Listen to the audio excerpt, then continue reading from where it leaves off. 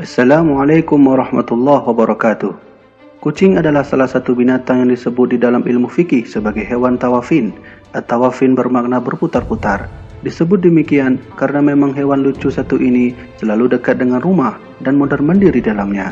Itulah sebabnya di sisi lain Rasulullah SAW membolehkan memegangnya karena kucing adalah salah satu binatang peliharaan yang suci, baik suci pada kulitnya ataupun pada bulunya.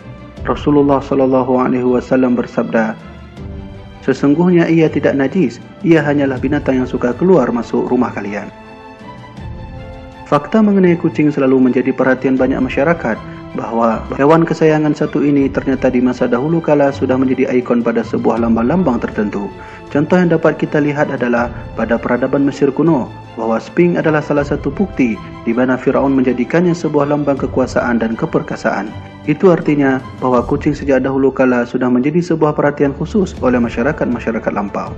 Bahkan lebih dari itu, bahwa para utusan Allah Subhanahu wa Ta'ala pun juga memberikan perhatian khusus terhadap harimau kecil ini, sehingga banyak juga di antara mereka menjadikan binatang kesayangan dan peliharaan di dalam rumah-rumah mereka.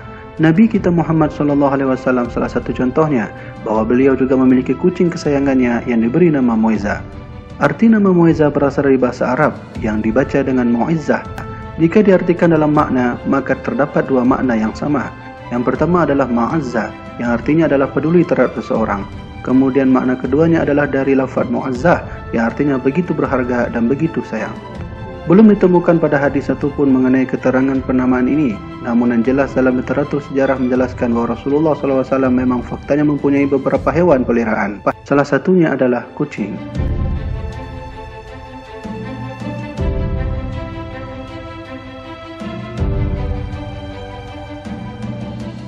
Bukti dari adanya kucing di rumah Nabi sendiri adalah merujuk kepada setting sosial pada masa beliau. Seperti contohnya Rasulullah memberi gelar Hurairah kepada seorang sahabat yang bernama Abdurrahman. Namun karena beliau sangat mencintai kucing, maka Rasulullah SAW menyebutnya si bapak kucing betina, atau disebut dengan Abu Hurairah.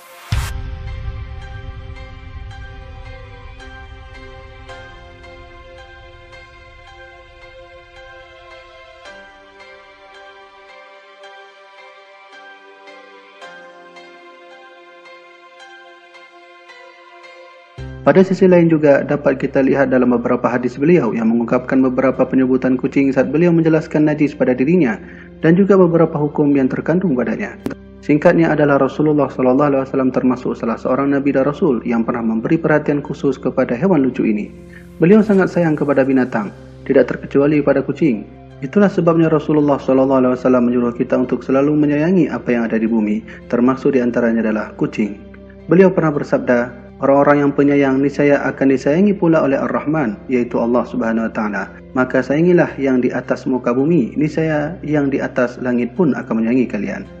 Namun, tahukah Anda bahwa terdapat beberapa fakta unik dari kucing? Salah satunya adalah dia dapat memberi pertolongan kita untuk mendapat rahmat dari Allah Subhanahu wa Ta'ala.